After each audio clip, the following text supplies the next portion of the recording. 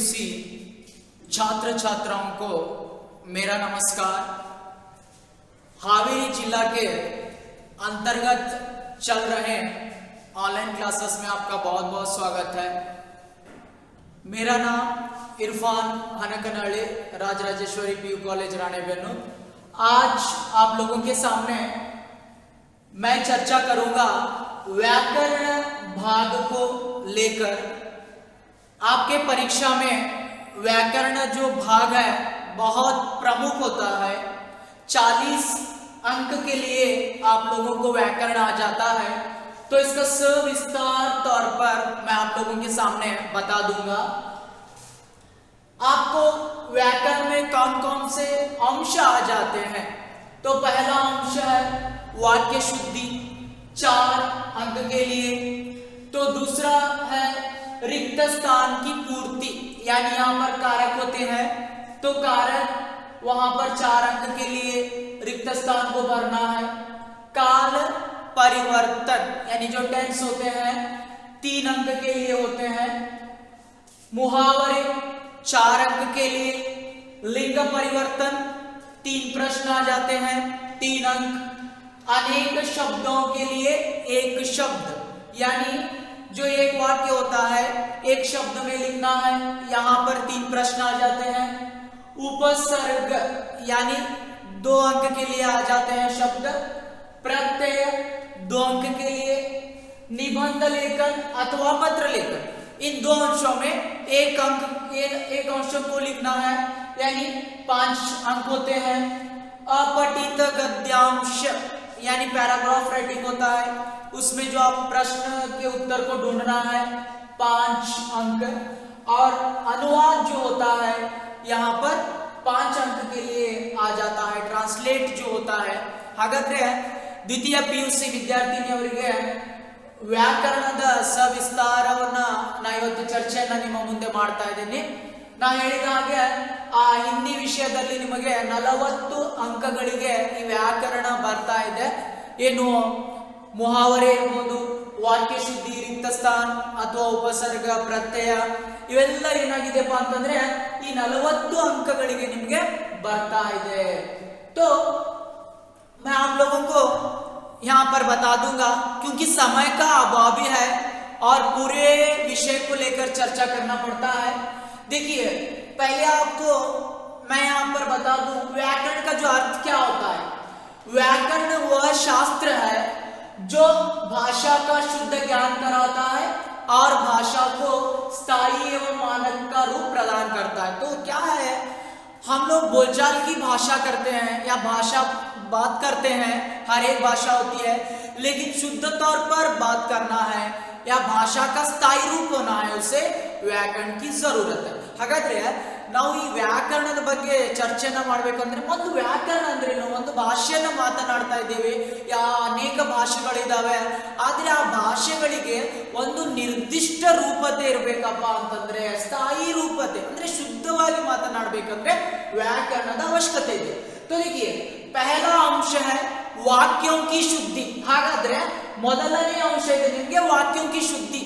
क्या करना है, सेंटेंस करेक्शन करना है। ಹಾಗಾದ್ರೆ ವಾಕ್ಯವನ್ನ ಕೊಟ್ಟಿರ್ತಾರೆ, ಅದನ್ನ ಏನು ಮಾಡಬೇಕಂದ್ರೆ ನಾವು ಶುದ್ಧತೆಯಿಂದ ಬರಿಬೇಕಾಗುತ್ತೆ। तो देखिए, वाक्य की परिभाषा, तो मतलब सेंटेंस क्या होता है, पदों के ऐसे व्यवस्थित समूह को जिसे पूर्ण अर्थ का बोध हो उसे वाक्य कहते हैं। यानी वाक्य का अर्थ होता है, देखिए अक्षर होते हैं, आप लोग हिंदी भाषा में देखते हैं वर्णमाला, अक्षर, अक्षरों से शब्द बनते हैं, तो शब्दों से वाक्य बनते हैं। तो यहाँ कहना क्या है, वाक्य की परिभाषा क्या है, पदों के यानी शब्दों का ऐसा व्यवस्थित समूह है जिसके पूर्ण रूप से अर्थ का बोध होता है। उदाहरण के लिए, रमेश खाना खाता है, राम ने रावण को मारा, सीता खेलती है, क्या है, शब्दों का समूह है। ಹಾಗಾದ್ರೆ ಇವತ್ತು ವಾಕ್ಯ ಶುದ್ಧಿಯ ಬಗ್ಗೆ ನಾವು ತಿಳಿದುಕೊಳ್ತಾ ಇದ್ದೇವೆ ಅಂತಂದ್ರೆ ವಾಕ್ಯದ ಅರ್ಥ ಏನು, ಹಾಗಾದ್ರೆ ಆ ಡೆಫಿನಿಷನ್ ಏನಿದೆ, ಪದಗಳು ನೋಡಿ, ಅಕ್ಷರಗಳಿಂದ ಶಬ್ದ ಆಗುತ್ತೆ, ಶಬ್ದಗಳಿಂದ ವಾಕ್ಯಗಳಾಗ್ತವೆ। ಹಾಗಾಗಿ ಯಾವ ಶಬ್ದಗಳ ಸಮೂಹದ ವ್ಯವಸ್ಥೆ ಇದೆ ಆ ಶಬ್ದಗಳಿಂದ ನಿಖರವಾದ ಅರ್ಥ ಬರ್ತಾ ಇದೆ ಅಂತಂದ್ರೆ ಅದಕ್ಕೆ ನಾವು ವಾಕ್ಯ ಅಂತ ಹೇಳಿ ಕರಿತೀವಿ. ಉದಾಹರಣೆಗೆ ರಮೇಶ್ ಖಾನಾ ಖಾತಾ ಹೈ, ನೋಡಿ ಬಹಳಷ್ಟು ಶಬ್ದಗಳಿದಾವೆ, ವಾಕ್ಯಗಳ ರಚನೆ ಇದೆ. ರಾಮ್ ನೆ ರಾವಣ್ ಕೋ ಮಾರಾ, ಸೀತಾ ಖೇಲ್ತಿ ಹೈ, ಇದರಿಂದ ಏನಾಗ್ತಾ ಇದೆಯಪ್ಪ ಅಂತಂದ್ರೆ ಶಬ್ದಗಳಿಂದ ವಾಕ್ಯಗಳು ರಚನೆಯಾಗಿದ್ದಾವೆ. तो मैं आगे बता दूंगा आपको बेसिक तौर पर वाक्य के प्रकार. ಹಾಗಾದ್ರೆ ವಾಕ್ಯದ ಪ್ರಕಾರಗಳು ಯಾವ್ಯಾವ ಇದಾವೆ? विधानवाचक वाक्य, तो एक दूसरा होता है यहाँ पर विषय हो गया है, यानी जो निषेधवाचक वाक्य, प्रश्नवाचक वाक्य, संकेतवाचक वाक्य, संदेहवाचक, आज्ञावाचक, इच्छावाचक वाक्य, विस्मयादिबोधक वाक्य. मैं पूरी तौर से इसके डेफिनेशन को लेकर नहीं चलूंगा क्योंकि आपको सिर्फ वाक्य शुद्धि करना है, इसलिए समय का अभाव है, तो मैं आपको बेसिक तौर पर बताऊंगा. अगर रचना के आधार पर, अर्थ के आधार पर 8 प्रकार हो गए. रचना के आधार पर आप देखेंगे सरल वाक्य, संयुक्त वाक्य और मिश्रित वाक्य. ಹಾಗಾದ್ರೆ ವಾಕ್ಯದ ಪ್ರಕಾರಗಳು ನೋಡಿ, ಅರ್ಥದ ಆಧಾರದ ಮೇಲೆ ತಗೊಂಡ್ರೆ ವಿಧಾನವಾಚಕ, ನಿಷೇಧವಾಚಕ, ಇಲ್ಲಿ ವಿಷಯ ಆಗಿದೆ, ನಿಷೇಧವಾಚಕ, ಪ್ರಶ್ನವಾಚಕ, ಸಂಕೇತವಾಚಕ, ಸಂದೇಹವಾಚಕ, ಆಜ್ಞಾವಾಚಕ, ಇಚ್ಛಾವಾಚಕ ವಾಕ್ಯ, ವಿಸ್ಮಯಾದಿಬೋಧಕ ವಾಕ್ಯ. ಹಾಗಾದ್ರೆ ರಚನಾಕ್ಕೆ ಆಧಾರ पर, ರಚನೆ ಆಧಾರದ ಮೇಲೆ 3 ಪ್ರಕಾರಗಳು: ಸರಳ, ಸಂಯುಕ್ತ ವಾಕ್ಯ, ಮಿಶ್ರಿತ ವಾಕ್ಯ. ಈ ಪ್ರಕಾರಗಳನ್ನ ಅಥವಾ ಅರ್ಥಗಳವಾಗಿ ಸವಿಸ್ತಾರವನ್ನ ಹೇಳೋದಿಲ್ಲ, ಯಾಕಪ್ಪ ಅಂತಂದ್ರೆ ಸಮಯದ ಅಭಾವ ಇದೆ. ತದನಂತರ ನಮಗೆ ಬೇಕಾಗಿರುವಂತದ್ದು ಅಂಶ, ಪ್ರಮುಖ ಅಂಶ ಯಾವುದು ಇದೆಪ್ಪ ಅಂತಂದ್ರೆ वाक्य शुद्धि के नियम. ಹಾಗಾದ್ರೆ ನಿಮಗೆ एग्जाम ಅಲ್ಲಿ आपको परीक्षा में आने का टॉपिक यही है, इधर टॉपिक इधर. तो देखिए वाक्यों की शुद्धि किसे कहते हैं? वाक्यों में लिंग, वचन, कारक, सर्वनाम, विशेषण आदि संबंधित अशुद्धियों को शुद्ध करना ही वाक्य. यानी आपको परीक्षा में वाक्य दिया जाता है, क्या उस वाक्य में लिंग की गलती है या वचन की गलती है या सर्वनाम की या विशेषण की या क्रिया की, इन सारे अंशों को देखना पड़ता है. इसी अशुद्धियों को शुद्ध करना ही वाक्य शुद्धि है. ಹಾಗಾದ್ರೆ ವಾಕ್ಯ ಶುದ್ಧಿ ಅಂದ್ರೆ ನೋಡಿ, ಇದೇ ಮೇನ್ ಟಾಪಿಕ್ ನಿಮಗೆ. ವಾಕ್ಯ ಶುದ್ಧಿ ಅಂದ್ರೆ ಪರೀಕ್ಷೆಯಲ್ಲಿ ಕೊಟ್ಟಂತಹ ಅಶುದ್ಧ ವಾಕ್ಯಗಳನ್ನ ಅಥವಾ ಲಿಂಗ ತಪ್ಪ ಇದೆಯೋ, ಸರ್ವನಾಮ ಅಥವಾ ವಿಶೇಷಣ ಇರ್ಬೋದು, ಕ್ರಿಯೆ ಇರ್ಬೋದು, ಅವೆಲ್ಲವನ್ನ ತಿದ್ದುವಂತಹ ಅಥವಾ ಸರಿಪಡಿಸುವಂತದ್ದೇ ವಾಕ್ಯ ಶುದ್ಧಿ. तो देखिए कैसे करना है. अगर लिंग संबंधी अशुद्ध वाक्य, लिंग की गलतियां है, ಹಾಗಾದ್ರೆ ಲಿಂಗ ತಪ್ಪಿದೆಪ್ಪ ಅಂತಂದ್ರೆ ಯಾವ ರೀತಿ ಶುದ್ಧ ಮಾಡಬೇಕು, कैसे करना है. अशुद्ध वाक्य आप लोगों को उदाहरण बताता हूं. हमारी अध्यापिका विद्वान है, ये अशुद्ध वाक्य परीक्षा में आ गया, तो आप क्या करेंगे, उसे कैसे शुद्ध करना है. हमारी अध्यापिका विदुषी है, यानी अध्यापिका जो है यहाँ पर स्त्रीलिंग है, लेकिन विद्वान जो है पुल्लिंग है, तो स्त्रीलिंग के तौर पर विदुषी आ जाता है. मैं अंडरलाइन किया हूं, तो वहां पर अशुद्ध और शुद्ध आपको समझ लेना. और मेले में बच्चा खो गई, देखिए यहाँ पर बच्चा का प्रयोग हुआ है, तो हम उसे क्या कर सकते हैं, मेले में बच्चा खो गया. सीता रूपवान है, यानी रूपवान पुल्लिंग के लिए प्रयोग किया जाता है. सीता रूपवती है, उसका नाक लंबा है, यानी नाक जो है हमेशा स्त्रीलिंग में प्रयोग होता है, उसकी नाक लंबी है. ये जो लिंग संबंध. ಹಾಗಾದ್ರೆ ನೋಡಿ, ನಾ ಏನು ಇಲ್ಲಿ ನಿಮಗೆ ಅಂಡರ್ಲೈನ್ ಅನ್ನು ಮಾಡಿದ್ದೀನಿ, ಅಶುದ್ಧ ವಾಕ್ಯಗಳು ಬರ್ತೀನಿ. ಹಮಾರಿ ಅಧ್ಯಾಪಿಕ ವಿದ್ವಾನ್ ಹೈ, ಹಾಗಾದ್ರೆ ಏನಾಗ್ತಾ ಇದೆ, ವಿದ್ವಾನ್ ಅನ್ನುವಂದು ಪುಲ್ಲಿಂಗಕ್ಕೆ ಪ್ರಯೋಗ ಮಾಡುವಂತದ್ದು, ಆದ್ರೆ ಅಧ್ಯಾಪಿಕ ಪ್ರಯೋಗ ಇದೆ, ಹಮಾರಿ ಅಧ್ಯಾಪಿಕ ವಿದೂಷಿ ಹೈ. ಅಥವಾ ಮೇಲೆ ಮೇ ಬಚ್ಚಾ ಖೋ ಗಯಿ ಇದೆ, ಖೋ ಗಯಾ ಅನ್ನುವಂಥದ್ದು ಕರೆಕ್ಷನ್ ಆಗುತ್ತೆ. ಹಾಗಾಗಿ ಲಿಂಗ ಸಂಬಂಧಿ ಆಗಿದೆ. ತದನಂತರ वचन संबंधी, देखिए वचन को देखेंगे हम लोग. उसके बाल काला है, यानी काला एक वचन में प्रयोग होता है, गलत है, तो क्या हो जाता है, उसके बाल काले हैं. ಹಾಗಾದ್ರೆ ಇಲ್ಲಿ ಏನಾಗ್ತಾ ಇದೆಪ್ಪ ಅಂತಂದ್ರೆ उसके बाल काला है, उसके ಅನ್ನುವಂಥದ್ದು ಬಹುವಚನದಲ್ಲಿ ಪ್ರಯೋಗ ಮಾಡ್ತೀವಿ, ಆದ್ರೆ ಕಾಲ ಏಕವಚನ ಪ್ರಯೋಗ ಆಗಿದೆ, ಅದನ್ನ ಏನ್ ತಿದ್ಬಹುದು, उसके बाल काले हैं. आगे आइए, मैंने अनेकों पुस्तकें पढ़ी. देखिए पुस्तकें हैं, बहुवचन है. अनेकों कभी भी अनेकों हिंदी में प्रयोग नहीं होता है, मैंने अनेक पुस्तकें पढ़ी। और वर्षाएं हो रही है, वर्षा जो है हमेशा हम लोग वर्षाएं बहुवचन में नहीं लेते हैं, वर्षा हो रही है। इस तरह वचन संबंधी को भी हम लोग देख लेते हैं।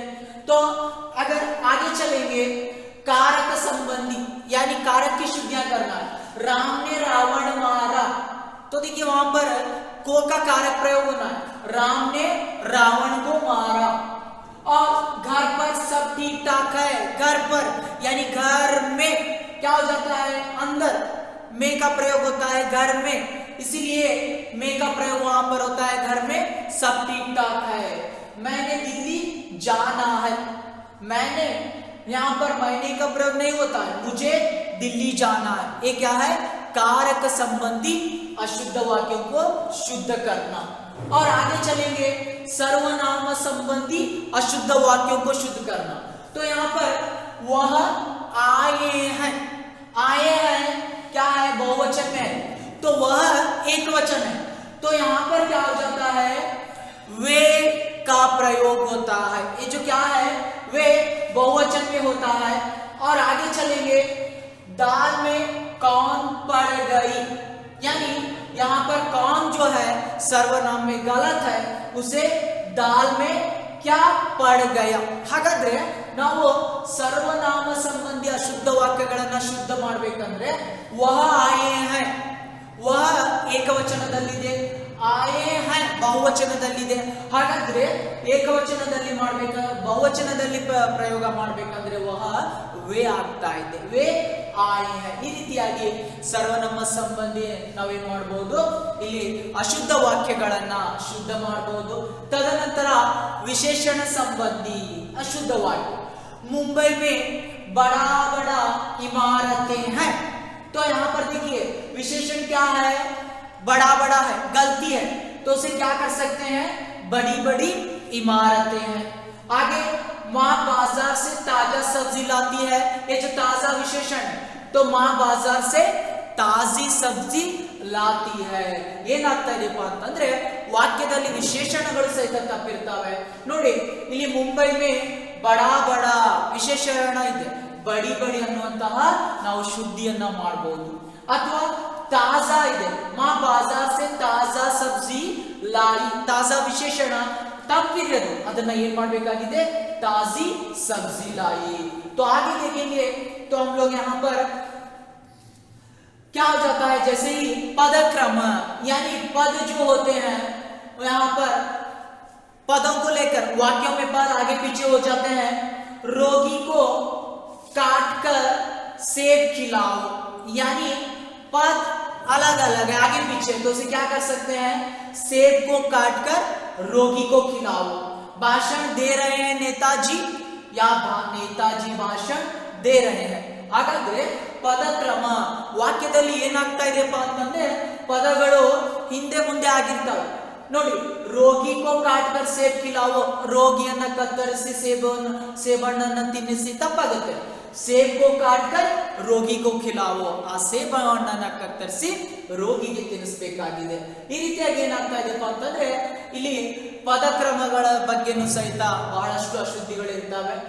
तदनंतर क्रिया विशेषण संबंधी, आगे देखिए क्रिया विशेषण आप जाते हैं तो सीता बड़ी चालाक है, चालाक है यानी यहाँ पर अगर क्रिया चल रही है तो उसके लिए क्रिया चलने के लिए विशेषण क्या है, बड़ी. यहाँ पर सीता जो है बहुत चालाक है, अगर उसे शुद्ध करते हैं. और आगे उधर नहीं जाओ, यानी जाना क्रिया है, नहीं के लिए ये जो क्रिया चलने के लिए विशेषण है, तो उधर मत जाओ. आगे हम चलते हैं, पुनरुक्ति संबंधी अशुद्ध जो वाक्य होते हैं, यानी एक शब्द दो बार प्रयोग होता है. मेरी माँ प्रतिदिन रोजाना मंदिर जाती है, यानी रोज प्रतिदिन और रोजाना दोनों बार बार शब्द प्रयोग में एक ही अर्थ होता है, तो क्या कर सकते हैं उसे, मेरी माँ प्रतिदिन मंदिर जाती है. और वह सुबह प्रातः काल के समय व्यायाम करता है. प्रातः काल और ये जो सुबह होता है एक ही है यहाँ पर अर्थ, तो उसे हम लोग क्या कर सकते हैं, वह सुबह के समय व्यायाम करता है. तो आगे चलेंगे हम लोग, मुहावरों की भी गलतियां होती है. तो यहाँ पर देखिए एक और एक 2 होते हैं और एक और एक 11 होते हैं. ಹಾಗಾದ್ರೆ ಮುಹಾವರೆಗಳ ತಪ್ಪುಗಳು ಸಹಿತ ಇರ್ತವೆ. एक और एक 2 होते हैं. ಇಲ್ಲಿ ಏನು ಮಾಡಬಹುದು, एक और एक 11 होते हैं. ಈ ರೀತಿಯಾಗಿ ಏನಾಗ್ತಾ ಇದೆ, ವಾಕ್ಯ ಶುದ್ಧಿಗಳಿದ್ದಾವೆ. तो वाक्य शुद्धि आपको यहाँ पर देखेंगे क्या है, वर्कबुक में अगर देखा जाए, तुम तुम्हारे घर जाओ, यानी तुम अपने घर जाओ. वह धीमी स्वर में बोली, वह धीमी स्वर में बोली. श्याम ने संतोष का सांस ली, श्याम ने संतोष की सांस ली. भैंस का ताकतवर दूध होता है, भैंस का दूध ताकतवर होता है. कोई ने मेरी पुस्तक देखी, यानी किसी ने मेरी पुस्तक देखी. लता ने आम को खाती थी, लता ने आम खा लिया, यानी ने का प्रयोग हुआ है. मेरा काली घोड़ा खो गया, मेरा काला घोड़ा खो गया. अध्यापक जी पढ़ा रहा है, अध्यापक जी पढ़ा रहे हैं, यानी बहुवचन में. आप जैसे मैं आप लोगों को बताया उसी तरह आपके वर्कबुक में यहाँ पर वाक्य शुद्धि है. आगे मैं चलूंगा दूसरे अंश को लेकर, कारक यानी विभक्ति है, विभक्ति प्रत्ययಗಳು. तो देखिए परिभाषा क्या है कारक की, संज्ञा या सर्वनाम के जिस रूप से उसका संबंध वाक्य के दूसरे शब्दों के साथ जाना जाए उसे कारक कहते हैं. ಅಂದ್ರೆ ನಾಮಪದ ಇರಬಹುದು, ಸರ್ವನಾಮ ಇರಬಹುದು, ಆ ಒಂದು ನಾಮ ಸರ್ವನಾಮದಿಂದ ವಾಕ್ಯದಲ್ಲಿ ಬೇರೆ ಶಬ್ದಗಳ ಜೊತೆ ಸಂಬಂಧವನ್ನ ಜೋಡಣೆ ಮಾಡುತ್ತೆ, ಅದಕ್ಕೆ कारक ಅಂತ ಹೇಳಿ ಕರೀತಾ ಇದ್ದೇವೆ. यानी इस विभक्ति को परसर्ग भी कहते हैं.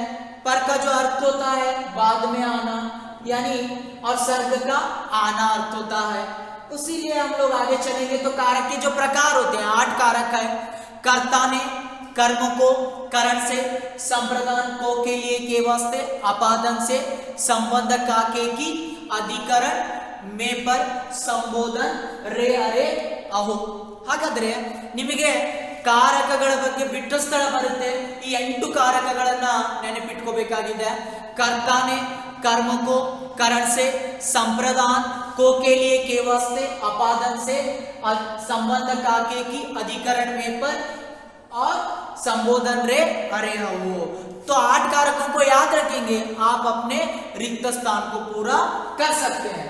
तो मैं इसके यहाँ पर सीधे तौर पर प्रकारों को लेकर नहीं चलूंगा, लेकिन क्या हो जाता है, संबंध का के की या अधिकरण में पर जो होता है, संबोधन कारक रे अरे हो, यहाँ पर क्या हो जाता है 8 कारकों को आप लोग याद रखिए, तो आप लोगों को 8 कारक पता चल जाएंगे. उनकी परिभाषाओं को लेकर मैं नहीं चलूंगा. आपके जो वर्कबुक में है तो यहाँ पर देखिए क्या है, कोष्टक में दिए गए कारक चिन्हों के रिक्त स्थान भरिए. ಹಾಗಾದ್ರೆ ಕೋಷ್ಟಕದಲ್ಲಿ ಕೊಟ್ಟಂತಹ ಆ ಏನು ಚಿಹ್ನೆಗಳಿದಾವೆ ಕಾರಕ ಚಿಹ್ನೆಗಳನ್ನ ನೋಡಿ ನಾವೇನ್ ಮಾಡಬೇಕಾಗಿದೆ, ಇಲ್ಲಿ ಬಿಟ್ಟ ಸ್ಥಳಗಳನ್ನ ತುಂಬಬೇಕು. तो क्या है, ने को से के द्वारा के लिए का की के में पर, यानी यहाँ पर आपके कारकों की चिन्ह है. ನಿಮ್ಮ ಏನು ಕಾರಕಗಳ ಚಿಹ್ನೆಗಳಿದಾವೆ ಅವೇ ಇದಾವೆ, ಅವುಗಳನ್ನ ನೀವು ಇಲ್ಲಿ बिट्ट स्थलಗಳನ್ನ ತುಂಬಬೇಕಾಗಿದೆ. तो देखिए यहाँ पर मैं आप लोगों को पहले बताऊंगा, पेड़ डैश फल गिरता है, यानी पेड़ से फल गिरता है. आपकी वर्कबुक के यहाँ पर वाक्य ही है, रमेश की 3 बहनें हैं और घर के सामने बगीचा है, मेज पर पुस्तक रख दो, वीरों ने देश के लिए प्राणों की आहुति दी, कुत्ते का पिल्ला बड़ा प्यारा है. ये जो है रिक्त स्थान आपके गृह कार्य यानी वर्कबुक में है. ಹಾಗಾದ್ರೆ ನಿಮ್ಮ ವರ್ಕಬುಕ್ ಅಲ್ಲಿ ಇದ್ದಂತಹ ಏನಾಗಿದೆಪ್ಪ ಅಂತಂದ್ರೆ ಬಿಟ್ಟ ಸ್ಥಳಗಳಿದಾವೆ. तो आप लोगों को उन 8 कारकों को याद रखना जरूरी है. तो तीसरे अंश पर मैं आ जाऊंगा, काल परिवर्तन. ಹಾಗಾದ್ರೆ काल परिवर्तन, तो देखिए काल का अर्थ क्या होता है, क्रिया के जिस रूप से काम के होने का समय का बोध होता है. ಹಾಗಾದ್ರೆ ಒಂದು ವಾಕ್ಯದಲ್ಲಿ ಕ್ರಿಯೆ ನಡೀತಾ ಇದೆಪ್ಪ ಅಂತಂದ್ರೆ ಆ ಕ್ರಿಯೆಯ ಸಮಯವನ್ನ ಸೂಚಿಸುವಂತದ್ದೇ काल आಗಿದೆ. यानी क्रिया के समय का बोध होता है, या वह भूतकाल में हो या भविष्य काल में हो या वर्तमान काल में.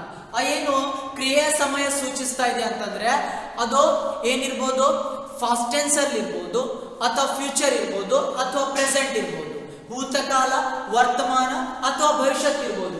निಮಗೆ 3 अंकಗಳು ಮಾತ್ರ बरतावे।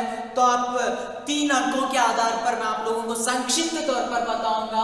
यहाँ पर देखिए, सीता खेलती है वर्तमान काल में है, सीता खेलती थी भूतकाल में है, और सीता खेलेगी भविष्य काल में है।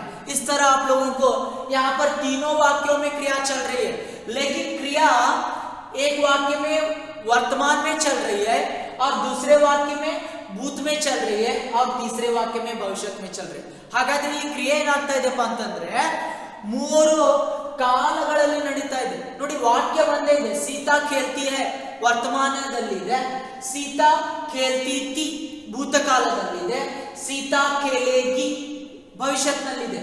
ನಿಮಗೆ ವರ್ತಮಾನ, ಭೂತ, ಭವಿಷ್ಯತ್ ಕಾಲ ಅರ್ಥ ಆಗ್ಬೇಕಂದ್ರೆ ನೀವು ನೋಡಿ, हई आ गया तो वर्तमान, थी आ गया तो भूतकाल, गी का प्रयोग होता है तो यहाँ पर भविष्यत काल। तो काल के यहाँ पर हम लोग प्रकारों को देखते हैं। काल के जो प्रकार है देखिए, भूतकाल, वर्तमान काल और भविष्यत काल। तो भूतकाल किसे कहते हैं? क्रिया के जिस रूप से बीते हुए समय में काम के करने या होने का बोध होता है। यानी क्रिया अगर चल रही है तो क्रिया बीते हुए समय में होती है। क्रिಯೆ ನಡೀತಾ ಇದೆಪ್ಪ ಅಂತಂದ್ರೆ ಅದು ಕಳೆದ ಹೋದಂತ ಸಮಯದಲ್ಲಿ ಆಗಿರುತ್ತೆ, ಅದಕ್ಕೆ ನಾವು ಏನಂತ ಹೇಳಿ ಕರಿತೇವೆ? ಭೂತಕಾಲ ಅಂತ ಹೇಳಿ ಕರೀತಾ ಇದ್ದೇವೆ। तो उदाहरण अगर देखूंगा, वह पढ़ता था, वे पढ़ते थे, मैंने कहानी लिखी, मैं पानी पी रही थी, हम पानी पी रहे थे। ये जो क्या है? भूतकाल। अगर वर्तमान में आप लोग जाएंगे, क्रिया के जिस रूप से वर्तमान समय में यानी कार्य के करने या होने का बोध होता है, यानी क्रिया चल रही है लेकिन वर्तमान समय में। ಹಾಗಾದ್ರೆ ಕ್ರಿಯೆ ನಡೀತಾ ಇದೆ, ಅದು ಯಾವ ಕಾಲದಲ್ಲಿ? वर्तमान ಕಾಲದಲ್ಲಿ ನಡೀತಾ ಇದೆ। वह खाती है, ये उदाहरण है। मैं गाता हूँ, मैं खेलता हूँ, हम जाते हैं, वह आ रहा है। ये जो सारे क्या है, वहां पर जो काल के प्रकार है वर्तमान काल के लिए उदाहरण है। आगे आप चलेंगे भविष्यत काल, यानी यहाँ पर भी क्रिया चलती है लेकिन क्रिया के जिस रूप से आने वाले समय का बोध होता है। ಅಂದ್ರೆ ಕ್ರಿಯೆ ನಡೀತಾ ಇದೆ, ಬರುವಂತ ಸಮಯದಲ್ಲಿ ಕ್ರಿಯೆ ನಡೀತಾ ಇರುತ್ತೆ। उदाहरण के लिए, गाड़ी छूटेगी, बालक पत्र लिखेगा, हम कल आपके घर आएंगे, मैं कल गांव जाऊंगा। ये सारे भविष्यत काल के लिए उदाहरण थे। तो आप मैं असल मुद्दे पर आ जाता हूं। काल परिवर्तन करने के लिए आप 3 अंकों के लिए क्या क्या नियमों को यहाँ पर देख सकते हैं। तो पहला नियम है, भूतकाल के वाक्यों में क्रिया के बाद हमेशा था, थे, थी का प्रयोग होता है। ಹಾಗಾದ್ರೆ ನಿಯಮಗಳನ್ನ ನೋಡಿ, ಭೂತಕಾಲದಲ್ಲಿ ಏನಾಗ್ತಾ ಇದೆ? ವಾಕ್ಯದಲ್ಲಿ ಕ್ರಿಯೆಯ ಕೊನೆಯಲ್ಲಿ था, थे, थी ಯ ಪ್ರಯೋಗ ಆಗ್ತಾ ಇದೆ। सामान्य भूतकाल में था, था, थे, थे, थी, थी, आई, ए, ई के बाद जुड़ते हैं। हौदा? भूतकाल, सामान्य भूतकालದಲ್ಲಿ करता था, करते थे या करती थी, यानी आई, ए, ई के बाद। और अपूर्ण भूतकाल में यानी अंत में रहा था, रहे थे, रही थी, रही थी। देखिए, कर रहा, रहा था, कर रहे थे, कर रही थी का प्रयोग होता है। पूर्ण भूतकाल में चलेंगे, यानी कर चुका था, कर चुके थे या कर चुकी थी या कर चुकी थी बहुवचन। भूतकाल में हमेशा आप लोगों को याद रखना है, ने का प्रयोग होता है। ಭೂತಕಾಲದಲ್ಲಿ ಯಾವಾಗಲೂ ನೇ ಪ್ರಯೋಗ ಆಗುತ್ತೆ, ಆದರೆ ವರ್ತಮಾನ ಭವಿಷ್ಯದಲ್ಲಿ ನೇ ಪ್ರಯೋಗ ಆಗೋದಿಲ್ಲ। वाक्य में क्रिया पूर्ण होने के लिए ने का प्रयोग, देखिए ने का प्रयोग कब करना है?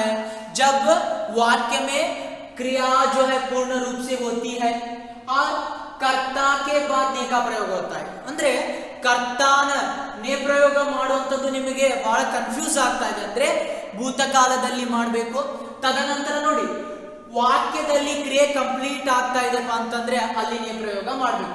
ನಾವು ಉದಾಹರಣೆ ಹೇಳ್ಬೇಕಂದ್ರೆ ರಾಮ್ನೆ ರಾವಣ್ ಮಾರ. ಹಾಗಾದ್ರೆ ಇಲ್ಲೇನಿದೆ, ರಾಮ್ನೆ ರಾವಣ್ ಮಾರ, ರಾಮ ರಾವಣನನ್ನು ಹೊಡೆದನು. तो रावण को मारा, पूरी हो गई क्रिया, पूर्णवाಗ್ಬಿಡ್ತು ಅಲ್ಲಿ ಕ್ರಿಯೆ. ತದನಂತರ ಕರ್ತಾಕ್ಕೆ ಬಾದ್ ನೋಡಿ, ರಾಮ್ ಅಂದ್ರೆ ಕರ್ತಾ ಇದ್ದಾನೆ. तदनंतर बंदा ने राम ने रावण को मारा. सकर्मक भूतकाल में क्या और किसको लगाने के बाद जब उत्तर मिलता है ने का प्रयोग करना है. तो ने का प्रयोग कब करना है? आपको यहाँ पर क्या हो रहा है, संदेह हो रहा है, तो क्या और किसको लगाना है. उदाहरण के लिए देखिए, राम ने रावण को मारा, मैं इसे प्रश्न बनाता हूं, राम ने किसको मारा, तो आपको उत्तर मिलता है राम ने रावण को मारा. अगर उत्तर मिला तो ऑटोमेटिकली आप लोगों को वहां पर ने का प्रयोग करना है. ಹಾಗಾದ್ರೆ ರಾಮ ನೇ ಪ್ರಯೋಗ ಎಲ್ಲಿ ಮಾಡ್ಬೇಕಂತೇಳಿ ಸಂದೇಹ ಆಗ್ತಾ ಇದೆ ಭೂತಕಾಲದಲ್ಲಿ ಅಂದ್ರೆ ಎರಡು ಅಂಶ, ಕ್ಯಾ ಮತ್ತೆ ಕಿಸ್ಕೋ ಪದವನ್ನ ನೆನಪಿಡಿ. ಹಾಗಾದ್ರೆ ನೋಡಿ, ರಾಮ್ನೆ ರಾವಣ್ ಕೋ ಮಾರ, ರಾಮನು ರಾವಣನ್ನ ಹೊಡೆದನು, ಕಂಪ್ಲೀಟ್ ಆಗಿದೆ. ಕಿಸ್ಕೋ ಶಬ್ದ ಹಚ್ಚಿ ಏನಾಗುತ್ತೆ, ಪ್ರಶ್ನೆ ಮಾಡ್ಕೋಬೇಕು ಮನಸ್ಸಿನಲ್ಲಿ, ರಾಮ ಯಾರನ್ನ ಹೊಡೆದನು. ಹಾಗಾದ್ರೆ ಉತ್ತರ ಸಿಗುತ್ತಾ? ಹೌದು, ರಾಮ ರಾವಣನ್ನ ಹೊಡೆದನು. उत्तर सिक्रे ऑटोमेटिकली एक ಮಾಡಬೇಕು, ने का प्रयोग करना है, वरना उत्तर नहीं मिलेगा. उदाहरण के लिए और एक बताऊंगा मैं वाक्य, वह पढ़ता है, वर्तमान काल में है, तो आप उसे क्या और किसको लगाइए, वह क्या पढ़ता है. उत्तर मिला नहीं मिला तो उसे वह पढ़ता था ऐसे ही रखना है. अगर उत्तर मिला तो ने का प्रयोग करना है. अगर देखिए वह पढ़ता है, उसके बदले में मैं क्या करूंगा, वह किताब पढ़ता है, तो उसे क्या का प्रश्न बनाइए, वह क्या पढ़ता है, उत्तर मिलेगा वह किताब पढ़ता है, तो उससे क्या करना है, उसने किताब पढ़ी. उत्तर ಸಿಕ್ಬಿಡ್ತು ನಮಗೆ, ಹೌದಾ. वह पढ़ता है ಅಂದ್ರೆ ಉತ್ತರ ಸಿಗೋದಿಲ್ಲ, ಅವನು ಏನನ್ನು ಓದುತ್ತಿದ್ದಾನೆ, ಅವನು ಓದ್ತಾನೆ ಅಷ್ಟೇ. वह किताब पढ़ता है, ಆಗ ಪ್ರಶ್ನೆ ಮಾಡಿ, ಅವನು ಏನನ್ನ ಓದುತ್ತಿದ್ದಾನೆ, ಅವನು ಪುಸ್ತಕವನ್ನ ಓದುತ್ತಾನೆ, ಅವಾಗ ನೇ ಪ್ರಯೋಗವನ್ನ ಮಾಡಬೇಕಾಗಿದೆ. और वर्तमान काल में क्या हो जाता है, क्या के अंत में है, हूं, है का प्रयोग होता है. सामान्य वर्तमान काल में यह है, वह है, ए है, वे हैं, हम हैं, आप हैं, ये तुम हो, ये जोड़ सकते हैं. अपूर्ण वर्तमान काल में रहा है, रही है, रहे हैं, रही. ನೋಡಿ, ಅಪೂರ್ಣ ಭೂತದಲ್ಲಿ ರಹಾತಾ ರಹತೆ ಬಂತು, ಅಪೂರ್ಣ वर्तमानದಲ್ಲಿ ಕೊನೆಯಲ್ಲಿ रहा है, रही है, रहे हैं का प्रयोग हो जाता है. तो आप आगे बढ़ेंगे तो पूर्ण वर्तमान काल में चुका है, चुके हैं, चुकी हैं. ನೋಡಿ, ಅಲ್ಲಿ ಪೂರ್ಣ ಭೂತಕಾಲದಲ್ಲಿ ಏನಾಗಿತ್ತು, ಚುಕೆ ಥೇ ಥಿ ಬಂದಿತ್ತು, ಇಲ್ಲಿ ಚುಕಾ है, चुके हैं, चुकी. भविष्य काल में ಗಾಗೇಗಿ का प्रयोग होता है अंत में. ಭವಿಷ್ಯ ಕಾಲದಲ್ಲಿ ಬಂದ್ರೆ ವಾಕ್ಯದ ಕೊನೆಯಲ್ಲಿ ಗಾಗೇಗಿ ಪ್ರಯೋಗ ಆಗುತ್ತೆ.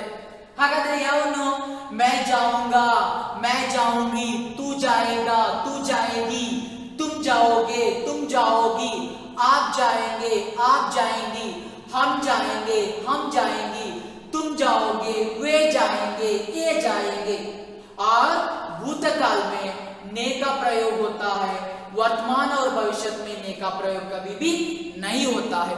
ನೆನಪಿಡ್ಬೇಕು ನಿಮಗೆ, ಇಷ್ಟೆಲ್ಲ ಅಂಶಗಳು ನೋಡಿ, ವರ್ತಮಾನ ಮತ್ತೆ ಭವಿಷ್ಯ ಕಾಲದಲ್ಲಿ ಹಿಂದಿಯಲ್ಲಿ ನೇ ಪ್ರಯೋಗ ಯಾವಾಗಲೂ ಆಗೋದಿಲ್ಲ. ಈ ನಿಯಮಗಳನ್ನ ನೆನಪಿಟ್ಕೊಳ್ರಿ, ಆಗ ನೀವು 3 ಅಂಕಗಳನ್ನ ಪಡಿಬಹುದು. तो आगे आपके वर्कबुक में है, जो मैं इन अंशों को लेकर बता दूंगा, करेक्शन कर दूंगा. कुछ और पहले की घटना याद आती है, वर्तमान में है, इसे भूतकाल में बदलना है. तो आप क्या करेंगे, कुछ और पहले की घटना याद आती थी, ಹೌದಾ. ಅದನ್ನ ಭವಿಷ್ಯದಲ್ಲಿ ಮಾಡಿದ್ರೆ कुछ और पहले की घटना याद आएगी. तदनंतर माली पौधों को पानी दे रहा है, ನೋಡಿ, अपूर्ण वर्तमान में है, तो क्या करेंगे, भविष्य में प्रयोग करना है, माली पौधों को पानी देगा. या अगर आप यहां पर भूत में करेंगे, माली पौधों को पानी दे रहा था. सरला गाना गाती थी, भूतकाल में है, तो वर्तमान में क्या हो जाएगा, सरला गाना गाती है. अगर भविष्य में करेंगे सरला गाना गाएगी। मैंने भिखारी को 1 रुपया दिया। देखिए यहाँ पर वाक्य बहुत अच्छा है, ने का प्रयोग हुआ है। हाँ, यहाँ पर मैंने, तो कुछ टाइपिंग की गलतियां हैं। मैंने होता, मैंने भिखारी को 1 रुपया दिया, पूर्ण वर्तमान काल में प्रयोग हुआ है।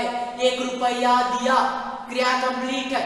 हाँ, मैं करता है, ने का प्रयोग हुआ है। हाँ, हागाದ್ರೆ ನೋಡಿ ಈ ವಾಕ್ಯ मैंने भिखारी को 1 रुपया दिया पूर्ण ಭೂತಕಾಲದಲ್ಲಿದೆ, ನೇ ಪ್ರಯೋಗವಾಗಿದೆ, ಸಕರ್ಮಕ ಭೂತ ಇದೆ। ಹಾಗಾದ್ರೆ 1 रुपया दिया ಕ್ರಿಯೆ ಕಂಪ್ಲೀಟ್ ಆಗಿದೆ, ಕರ್ತಾ मैं करता ಇದ್ದಾನೆ, ನೇ ಪ್ರಯೋಗ ಆಗಿದೆ। ಇಲ್ಲಿ ಬನ್ನಿ, ಭವಿಷ್ಯದಲ್ಲಿ मैं भिखारी को 1 रुपया दूंगा, तो ने का प्रयोग चला जाता है, ने ಪ್ರಯೋಗ ಇಲ್ಲ, ಯಾಕೆ ಭವಿಷ್ಯದಲ್ಲಿ ಮತ್ತೆ ವರ್ತಮಾನದಲ್ಲಿ ಆಗೋದಿಲ್ಲ। तो आगे चलेंगे, वह गदगद कंठ से कहता है, वर्तमान में है तो उसने गदगद कंठ से कहा, वह ऑटोमेटिकली ने का प्रयोग होगा तो ने उसने हो जाता है। निमोनिया के कारण रोगी मर जाएगा, भविष्य में है तो वर्तमान में क्या हो जाएगा, निमोनिया के कारण रोगी मरता है। और आगे चलेंगे, राजेश ने बहुत सारी कविताएं लिखी, तो यहाँ पर पूर्व भूतकाल में है तो राजेश बहुत सारी कविताएं लिखता है। ये क्या हो गया, आपको यहाँ पर वर्तमान काल में हो गया। तो इस तरह मैं आज आप लोगों के सामने चर्चा किया कार्य और काल परिवर्तन या वाक्यों की शुद्धि। जो बाकी के अंश है मैं अगले कक्षा में आप लोगों के सामने चर्चा करूंगा।